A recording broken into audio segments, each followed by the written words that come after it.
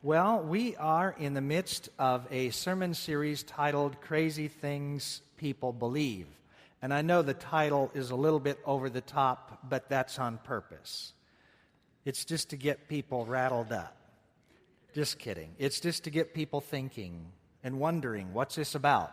Well, there are Christian cliches that we use when life is difficult, when we don't understand what's going on around us or among us or within us. And so one of the Christian cliches that we're talking about today is love the sinner, hate the sin. And here's the thing about Christian cliches. They're phrases or opinions that tend to get overused, and they betray, as the dictionary says, a lack of original thought. So, that's why we use them. We're not thinking. We use them because we go into default mode. So we've been looking at these cliches. Would you say them with me, please? God helps those who help themselves. Everything happens for a reason. God said it. I believe it. That settles it.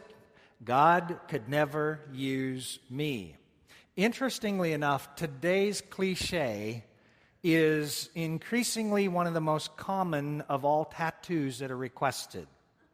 Now, that's according to Google.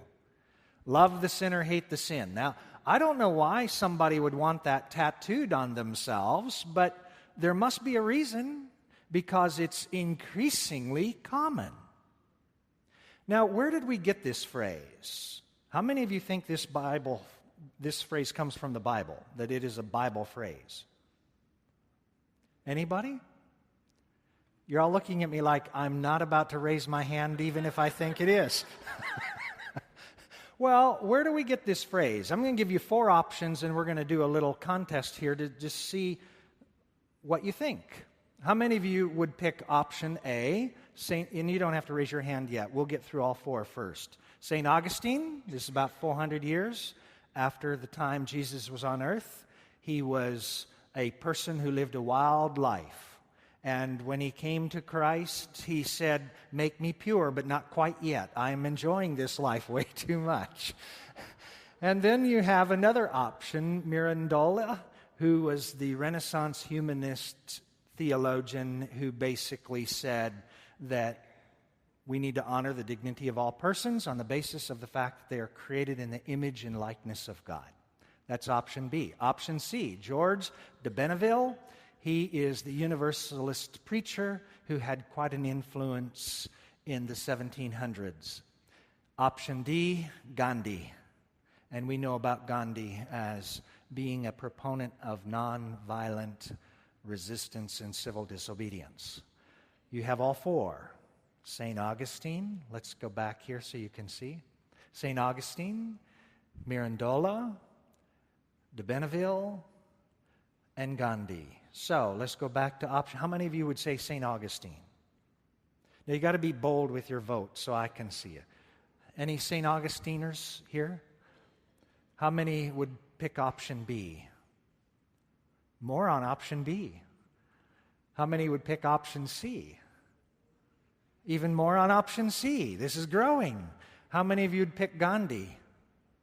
The vast majority of us would pick Gandhi, right? But guess what? The answer is, we need a drum roll here. The answer is A, St. Augustine. But interestingly enough, it's like I was saying about Scripture. People have taken his phrase out of context and have misused it and misapplied it. And what he intended is not how we tend to use it today. Interestingly enough, Gandhi also said, "Hate the sin and not the sinner is a precept, though easy enough to understand, is rarely practiced, and that is why the poison of hatred spreads in the world." And he is saying what I just said, that phrase, hate sin but love the sinner, is so misused and abused that it tends to hurt people, and it creates for more hate and more poison in the world. So, St. Augustine, I want to give you a quick lesson here, so don't go to sleep on me, you promise? is that St. Augustine, in the beginning of creating this quote, said, here's why we need to be talking about this, is that people will go one extreme or the other. One extreme is they'll hate people when they're not perfect. What does he mean by that? There are some who will hate people when they're not perfect because they can't live with their own imperfection, and so they put that onto another person and project it. Then he said another extreme is that people will hate sin when they're self-avowed perfect. If only you were like me, this world would be at a better place. And he said both extremes are dangerous. Why? And his brilliance comes out. It is psychologically and spiritually impossible to love the sinner and hate the sin at the same time. It's actually impossible. Why is that? Now, this is complex stuff. But I'm going to try and make it as simple as possible today. And some of you who really love complexity are going to leave here today saying Jeff was way too simplistic. I'm expecting that, so it's okay. But hang with me, please. It is psychologically and spiritually impossible to love the sinner and hate the sin at the same time. The way God has created us, the way that we are wired, we can love or we can hate, but we cannot do both. And that is a very biblical concept, and Augustine was the first one to name it. He wasn't the first one to create the Scripture, he was the first one to name the connection. 1 John 4:18, will you say it with me, please? Perfect love casts out all fear. St. Augustine was the first one to name that love and fear are polar opposites.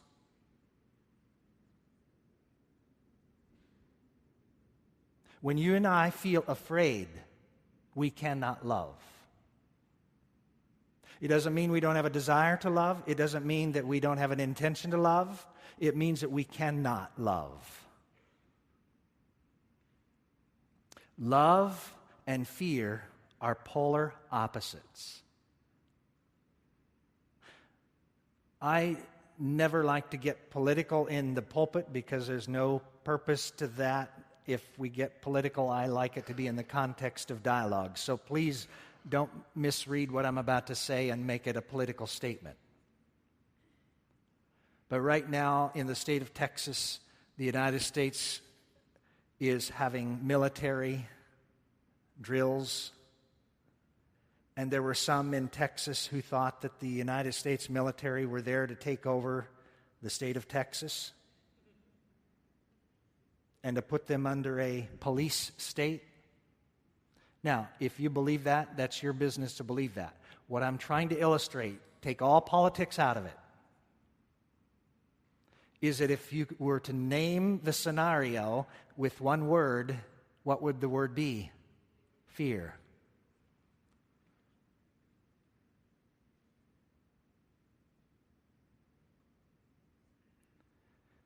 When fear runs amok, it will always lead to hate.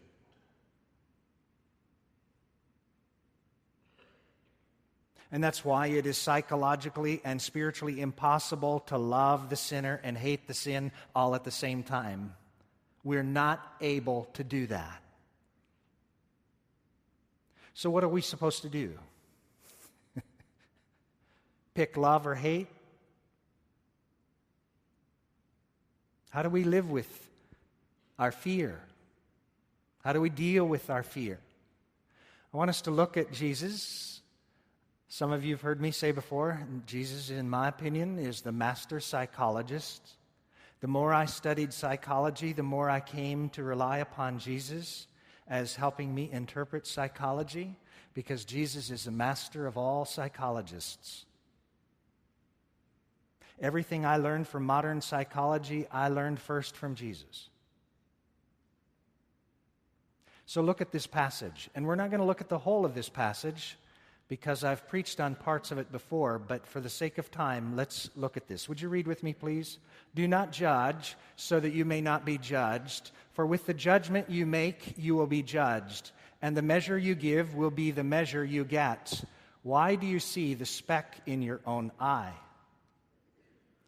Why do you see the speck in your neighbor's eye, but do not notice the log in your own eye? See, I have a seeing problem. Or how can you say to your neighbor, let me take the speck out of your eye while the log is in your own eye? You hypocrite, first take the log out of your own eye, and then you will see clearly to take the speck out of your neighbor's eye.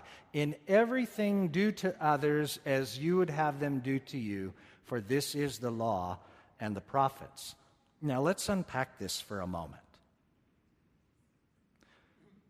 Do not judge so that you may not be judged. We get that. We don't really need to explain that, do we? But then, verse 3, why do you see the speck in your neighbor's eye, but do not notice the log in your own eye? How can you say to your neighbor, let me take the speck out of your eye, while the log is in your own eye? Now, I want to illustrate this for a moment.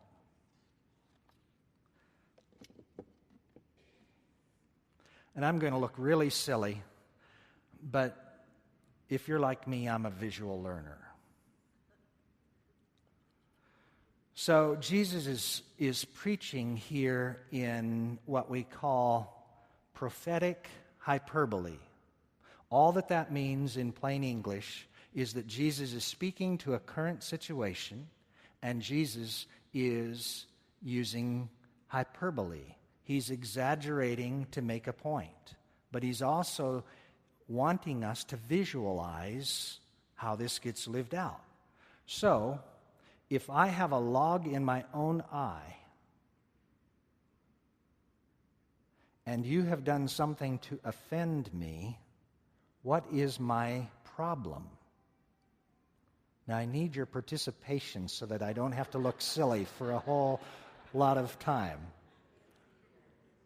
What is my problem? I can't see. Who can I not see? I can't see anything. Now, what's the problem here? And again, some of you will misinterpret my illustrations today, but seeing people is where Jesus begins. If Bob here, he doesn't mind me picking on him. It's my way of keeping Bob awake during the sermon. If Bob here has done something I don't like, and I'm pointing my finger at Bob, remember what Jesus said. I can't see Bob. I can't see Bob. I can't see his story. I can't see his experiences. I can't see his soul. I can't see his body. I can't see Bob. And why is that such a big deal? Well, I listen to all the TED Talks. Am I the only one? And the other day I was surprised when Monica Lewinsky popped up on the screen. And she gave a TED Talk. And for those of you who don't know about Monica Lewinsky, just Google it. I don't want to get into the detail.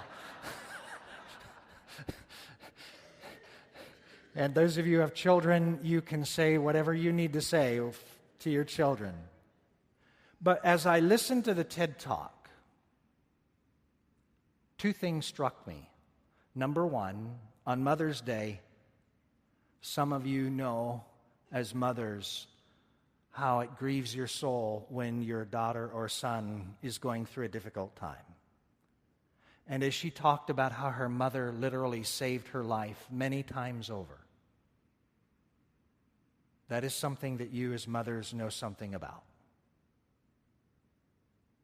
And I was struck by the depth of her mother's love for her and how she would have to stand in the doorway of the bathroom as she used the bathroom because she feared what she might do. But another thing struck me is how she was so publicly and privately humiliated and was called all of these names. And as I listened to the TED Talk a couple of weeks ago, the thing that struck me is that people would say, well, I'm going to love her, but I'm going to hate what she did. And may I say it again?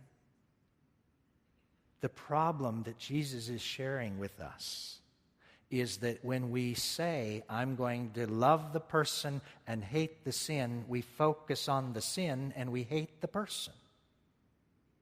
And why is it that we do that? Because we fear them. Is it that we fear them? Yes, we fear them. We fear what they might do.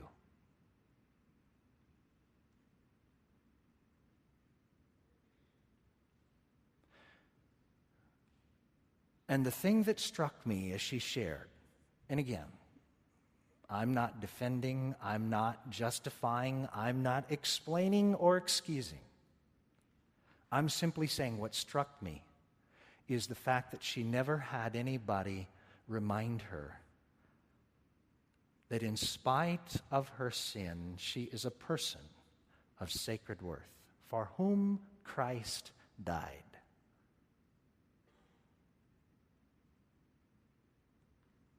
Well, Jesus told this parable to some who trusted in themselves that they were righteous and regarded others with contempt. And two men went up to the temple to pray, one a Pharisee and the other a tax collector. And the Pharisee, standing by himself, was praying thus, God, I thank you that I am not like other people, thieves, rogues, adulterers, and even like this tax collector. I fast twice a week, I give a tenth of all my income, but the tax collector, standing far off, would not even look up to heaven. And tax collectors were really bad people, but was beating his breast and saying, God, be merciful to me, a sinner. And Jesus said, I tell you, this man went down to his home justified rather than the other. For all who exalt themselves will be humbled, but all who humble themselves will be exalted. And what is Jesus teaching us? When we live like this, we can't see. We can't see as God sees. We can't see people. We're obstructed in our vision, and the spiritual myopia that it creates is debilitating and destructive to our own soul. So, how do we live in this place without fear? Well, I have to become aware of our shadow. What is that? I do something that may not be helpful to you. I have to do this every single day. I have to remind myself that I am a sinner saved by grace. Now, I know that there are some among us who might be very uncomfortable with that language. One of my best friends in seminary would not sing Amazing Grace unless they took wretch out of it. And he said, I can't sing that I'm a wretch. I don't believe that I'm a wretch. I said to him, I still like you. I still love you. But I have to sing that I am a wretch because I know I'm a wretch. And that is not self-deprecation. That is not anything other than my awareness that I am a sinner saved by grace. And I don't know about you, but I know very well about me that the moment I forget that, I'm just like that guy pointing my finger at all the people who have done something wrong. And I can be a critical spirit. I can be a person who can point fingers well. And I'll bet I'm not the only person in this room. So I have to do something every day. And I hope that it helps some of you. Some of you know I borrow from all kinds of Christian traditions. I'm a Heinz 57 Christian. There are things I borrow from the Lutherans and from the Catholics and from the Presbyterians and all down the road.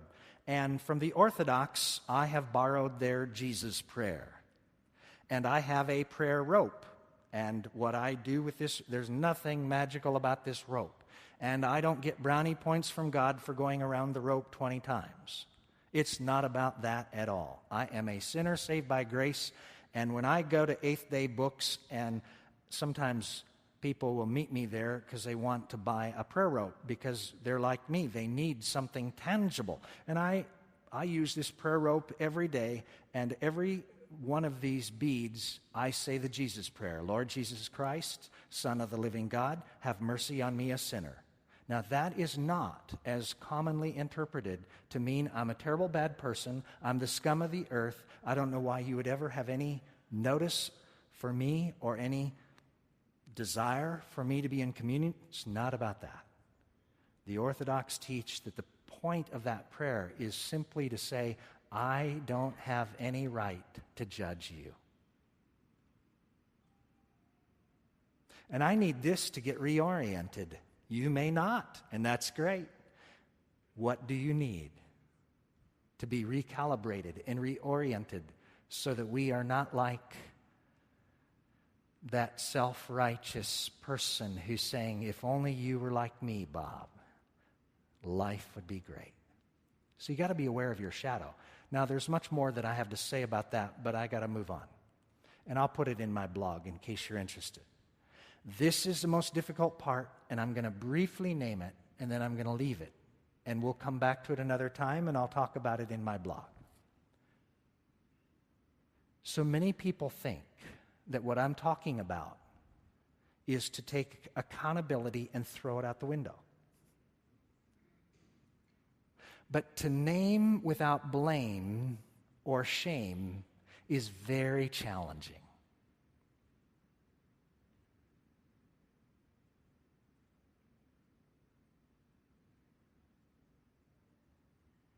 To name without blame or shame is challenging. The thing that I'm talking about today is not to suggest that there's no such thing as sin, or that sin doesn't matter, or that there aren't consequences. That's not what I'm saying. What I'm saying is to name the dysfunction, to name the sin, and not blame or shame is tricky business. Now, I have much to say about that. So again, if you're interested, you can go online, and I'll share more of my thinking about that. We've seen Jody Adams, the women's basketball coach, in the news. And I was trying to figure out why that situation was bothering me so much. And I thought, why is it that this is troubling to me beyond the obvious? So I thought, well, is it because her predecessor was a member of our church? I honestly don't think that that's the case, because Jane is in a much better place and she's flourishing where she is. Then I thought about, well, bullies bring something out in me. People that misuse power really take me over the top. And then when I sense some sadistic behavior or narcissistic behavior, I find my soul stirred. And if you're like me, you may not be. I have to say, how can I name that without blaming or shaming? How can I name that in a way that doesn't make her the scapegoat of my inadequacies and my own sinfulness and my own tendencies in that same direction? Because we tend to see in each other what we see in ourselves. And it scares me. See?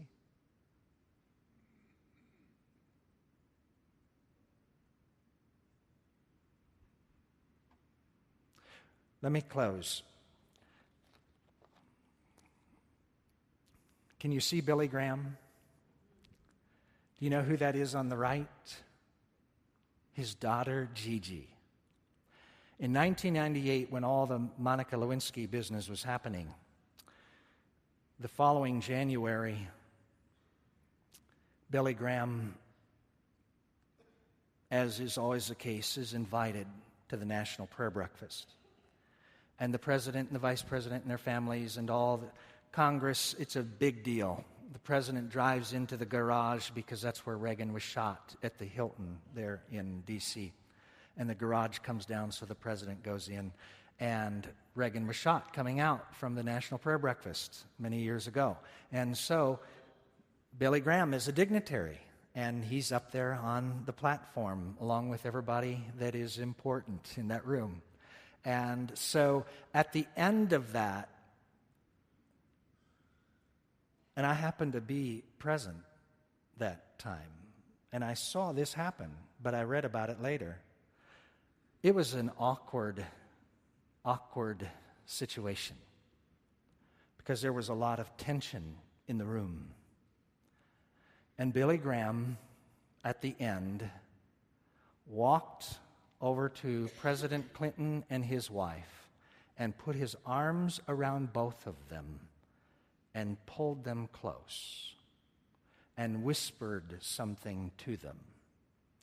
Billy goes back to his daughter, Gigi, whom he had taken because Ruth was ill, and he whispers into Gigi's ear,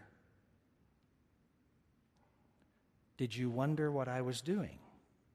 She said, "Yes." What did you say?" You know what Billy Graham said? "I whispered in their ear, it is God's job to judge. It is Jesus' job to redeem. It's the Holy Spirit's job to convict and never condemn. And it's my job to love." Gigi has since written about that moment and has repeatedly said, "Of all the things that my dad has taught me, I will never forget those words."